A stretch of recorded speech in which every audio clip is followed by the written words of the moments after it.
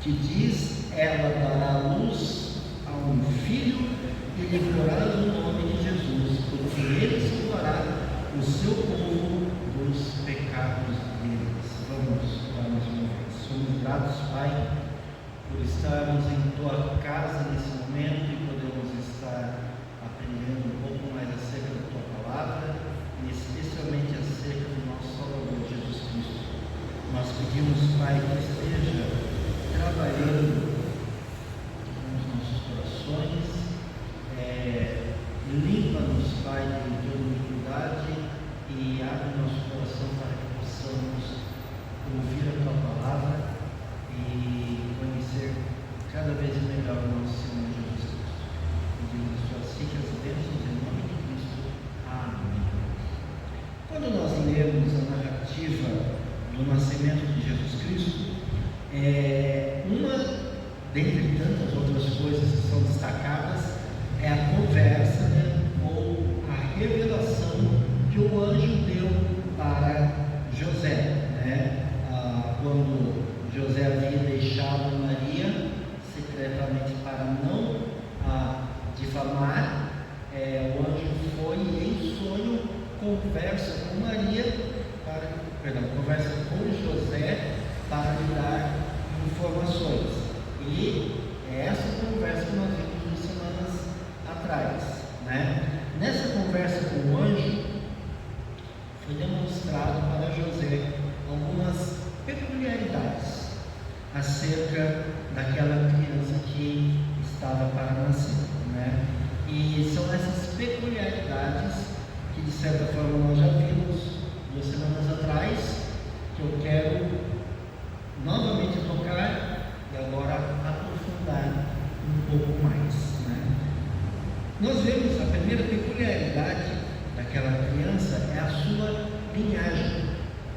O pastor Herbert leu no início do culto o texto de Mateus 1, versículos 1 a 18, e vai ter um que ele pediu o texto para ler.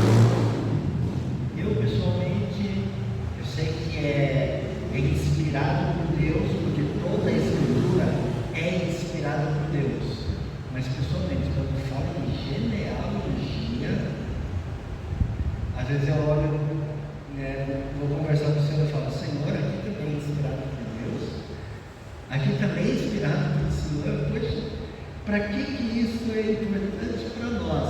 Tem importância, óbvio, mas é uma coisa que para mim pessoalmente é algo meio chato. Então, quando o pastor Herbert falou: tem algum texto? Tem. Isso aqui vai ler a genealogia, E nós vimos ali na genealogia 14 gerações, falando a respeito de Cristo. E é uma coisa que, em tese, não seria algo tão importante, porque, pensando assim, para nós, brasileiros, quantos de nós conhecemos a nossa genealogia? Quantos de nós já tivemos a curiosidade de ir para os nossos ancestrais, para a nossa árvore genealógica, montar nossa árvore genealógica? Alguém já teve a curiosidade? Ok. Foi até quantas gerações atrás? 3, ok? No original, também. É o que normalmente nós conseguimos. Para você ir além disso, dá muito trabalho. Então, imagine aqui onde eles foram: 14 e 14. Bastante coisa, bastante gerações lá atrás. Para nós brasileiros isso não é uma coisa importante, porém para um judeu, quando nós vemos a cultura judaica, a genealogia é algo extremamente importante. Por quê? Baseado na sua genealogia, iria indicar quem você seria, certo? Então, se você era filho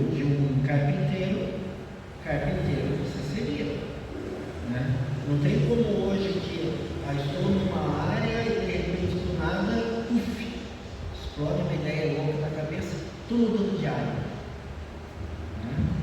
Vou trabalhar, sei lá, de eletricista, né?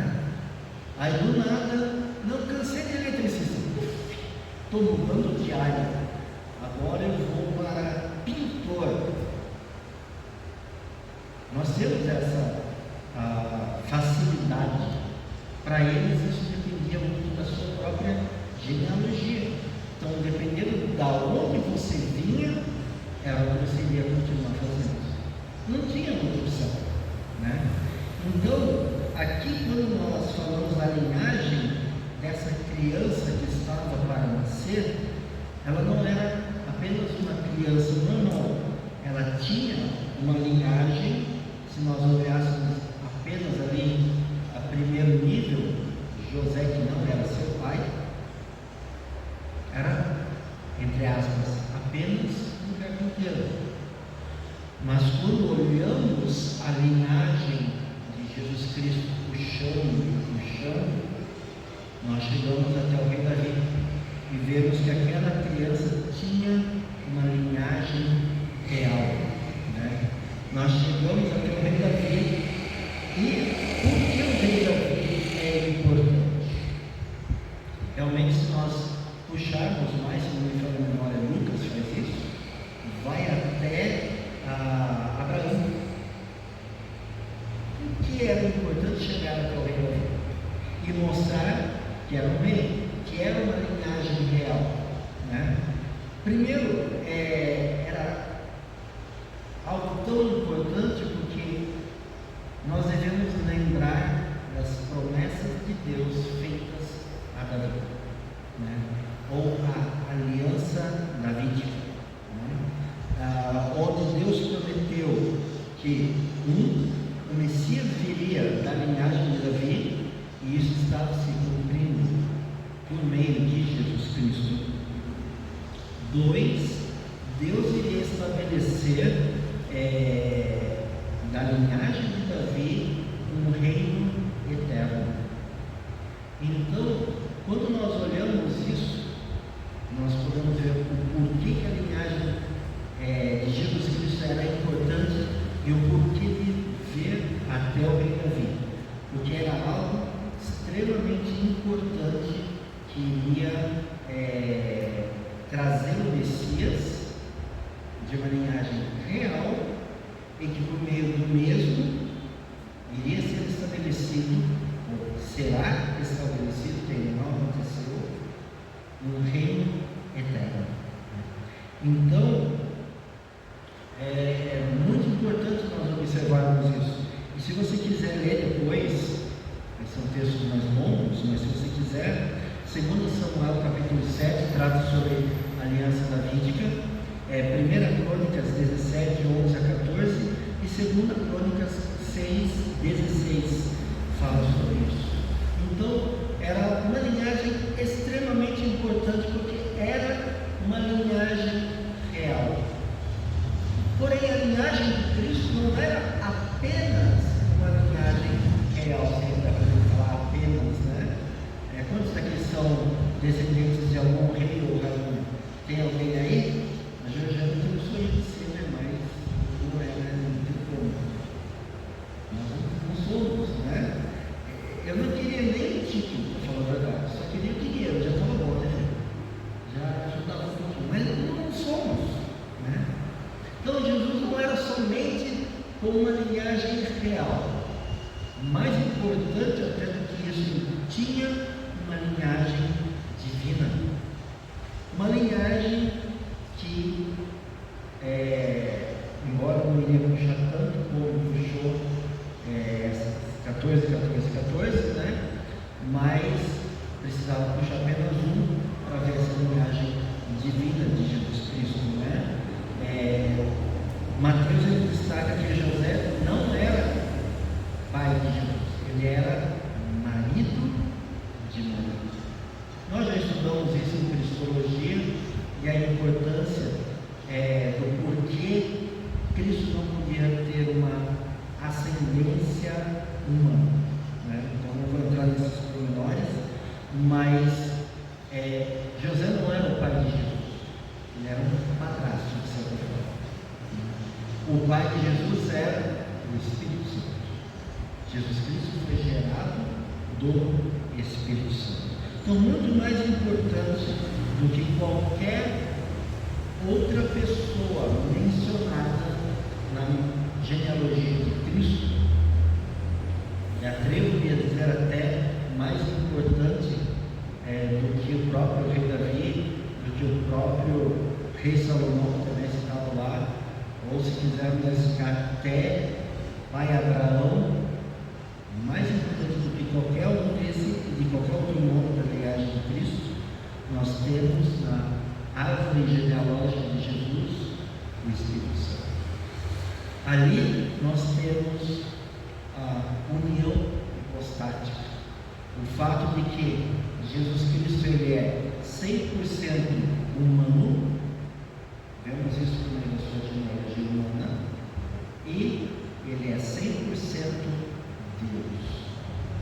Somente assim para que ele pudesse ser o nosso Salvador. Outra peculiaridade sobre Jesus Cristo, quando estava para nascer, que o anjo revelou a José, é o seu nome. Aparentemente é algo simples, né? E lhe porás o nome de Jesus. Jesus. É interessante que não tinha um apelido, né? Essa semana eu descobri que o Wesley já colocou um apelido no filho dele, né, Wesley? Então, a gente estava conversando no grupo da diretoria, né?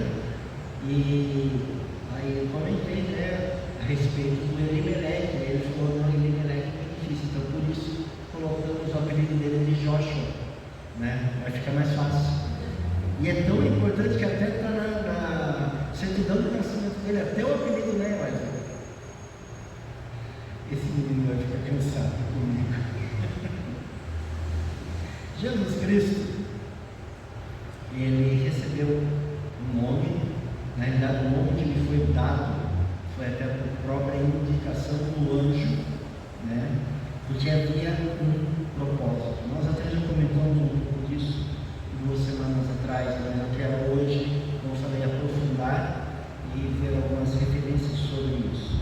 O nome Jesus é igual ao nome Josué, falando sobre isso, que é uma contração do nome Jeoshua, tá? Jorginho, olha para nós, por favor, em Números capítulo 13, versículo 16. Números 13, 16. Olha ali, são esses os nomes dos homens que Moisés enviou a espiar aquela terra. E a Oséias, tá? Observa ali, Oséias, filho de Nun, Moisés chamou de Josué. O nome Oséias, Oshua, significa literalmente salvação. E quando houve essa mudança do nome para Josué, foi adicionado um prefixo G, que é literalmente um encurtamento do nome Jeová. Então, literalmente, ficou Joshua, ou Joshua, né? Que significa literalmente em hebraico Jeová salva. Então, todas as vezes que nós lemos no Antigo Testamento o nome Josué, ou até mesmo o nome Oséias, lembre-se que o nome de Jesus é uma junção desses dois, que vai mostrar literalmente a função salvadora de Jesus Cristo. Então, da mesma forma, e aqui é legal esse paralelo que vamos fazer agora, da mesma forma que Josué levou o povo à terra prometida, o nosso Josué, o nosso Jesus, ele veio para a terra para levar o seu povo à terra prometida. Lembra? Josué 14, João 14, 2 e 3, na casa de meu pai há muitas moradas. Se assim não for, eu vou teria dito, pois vou preparar-vos lugar, e quando eu for e vos preparar lugar, voltarei e vos receberei para mim mesmo, para que onde eu estou, estejais vós também. Então, o nosso Josué, ele também está se preparando para levar o seu povo para a terra prometida. Então, como podemos ver aqui, o nome Jesus não é um nome qualquer, é um nome escolhido a dedo, escolhido muito especificamente, porque tem uma mensagem: quem salva é Jeová. Jesus Cristo é o Salvador. Então, é um nome especial. E, em terceiro lugar, a terceira peculiaridade sobre essa criança que estava para nascer é o seu propósito.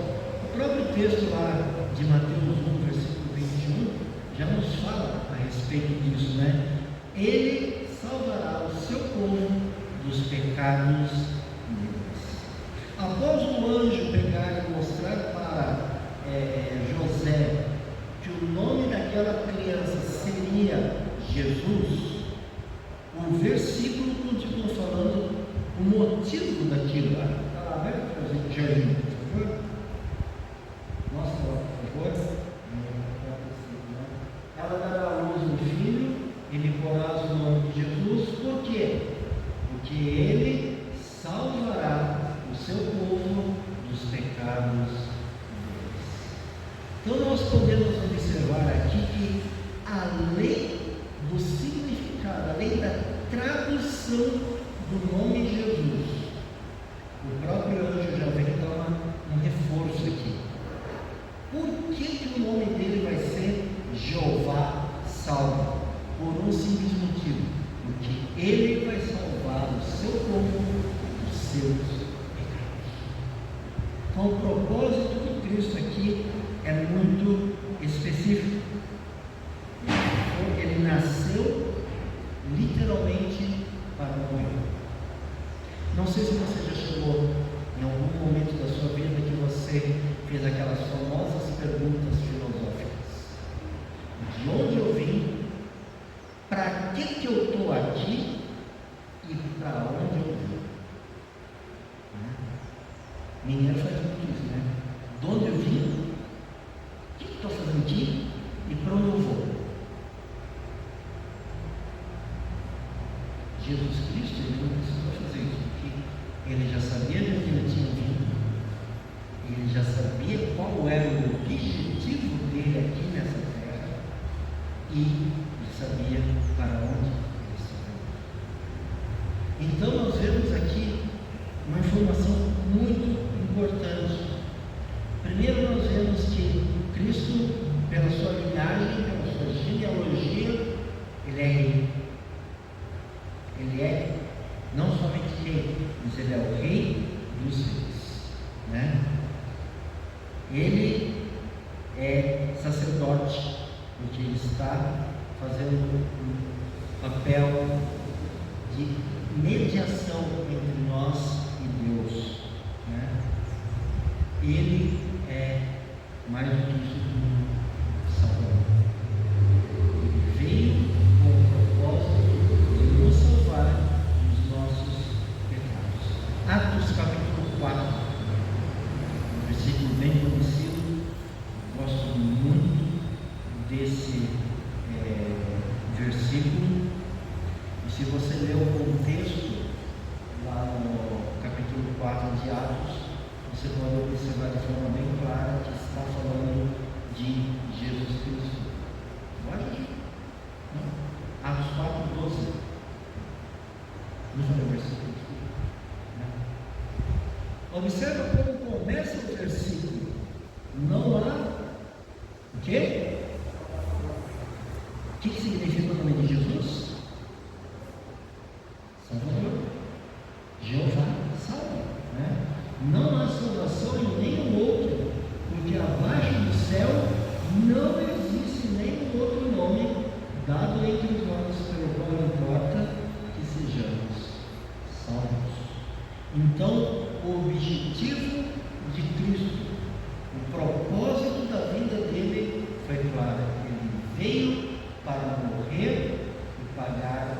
preço do nosso pecado para podermos ofertar a salvação. Atos 13, 23, por favor. Da descendência deste, conforme a promessa, trouxe Deus a Israel um Salvador, que é quem? Jesus. De forma bem clara, nós podemos ver que Jesus Cristo tinha esse propósito de vir e salvar a humanidade dos seus pecados. Vou fazer igual a pregação que ouvimos hoje de manhã. Quem já recebeu o seu presente de Natal? Olha, teve alguns. Né? E vou usar o mesmo comentário que fez lá. Né? Se as crianças estivessem aqui, provavelmente as crianças iriam levantar mais as mãos. Né? Na realidade, eu quero desafiar os irmãos. Quem já recebeu aqui o seu presente de Natal? Todos nós devemos levantar a mão. Porque Jesus Cristo é o nosso presente de Natal. Ele veio para ser justamente o Salvador, aquele único, digno e capaz de pagar o preço do salário do nosso pecado. Então, no momento em que nós entregamos nossa vida ao Senhor Jesus Cristo, o recebemos como Senhor e Salvador das nossas vidas, nós já recebemos o nosso presente de Deus. Então, aquela criança não era uma criança qualquer, era uma criança com peculiaridades. Ele tinha uma árvore genealógica real e divina. Ele tinha um nome especial, que significa literalmente Jeová. E ele tinha um propósito especial e somente ele era capaz de cumprir com esse propósito. Nenhum de nós é capaz de fazer isso. Nenhum de nós é capaz de fazer o que ele fez. Então, o propósito de Cristo foi um propósito especial dele. A pergunta é: você já recebeu o presente de Natal? Vamos abaixar nossas cabeças nesse momento, em atitude de oração, fechar nossos olhos. Eu gostaria de que pensássemos um pouco a respeito disso, do que acabamos de falar.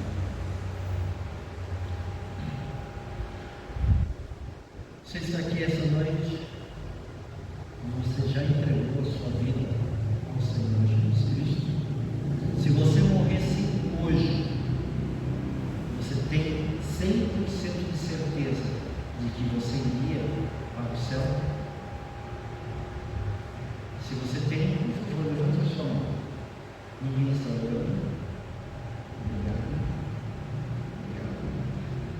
Vi que algumas pessoas não levantaram suas mãos. Obrigado por sua honestidade. Talvez você não tenha a certeza de que se você morrer hoje, você vai para o céu. Mas eu tenho uma boa notícia para você. A palavra de Deus diz que você pode ter essa certeza. A palavra de Deus nos ensina que você pode ter a convicção de que se você morrer hoje, você vai para o céu. O que você precisa fazer é entregar a sua vida ao Senhor Jesus. É aceitar este presente de Natal, que foi o sacrifício de Cristo por você. Então eu quero deixar aqui um desafio para vocês que não levantaram sua mão. Se você quer conversar conosco depois para saber como aceitar a Cristo como Salvador, o que a palavra de Deus nos ensina a respeito disso, nos procure. Não vou te chamar para vir na frente, não quero te envergonhar de forma alguma, mas por favor, nos procure, para que possamos mostrar o que a Bíblia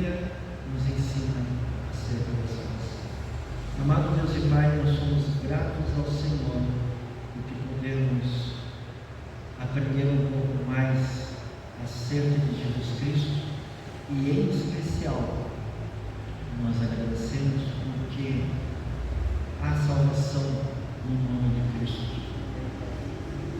Presente verdadeiro de Natal foi entregue há mais ou menos 2.000 anos atrás. E a salvação na pessoa de Jesus Cristo. Somos gratos, Pai, por esse presente que o Senhor nos deu e pedimos, Senhor Deus, que esteja colocando em nossas mentes e nossos corações a responsabilidade de passarmos esse presente adiante. Nos ajuda, Senhor Deus, a valorizarmos tão grande presente que nos foi ofertado. Em nome de Cristo, nosso Salvador, nosso Jeová Salvador, é que nós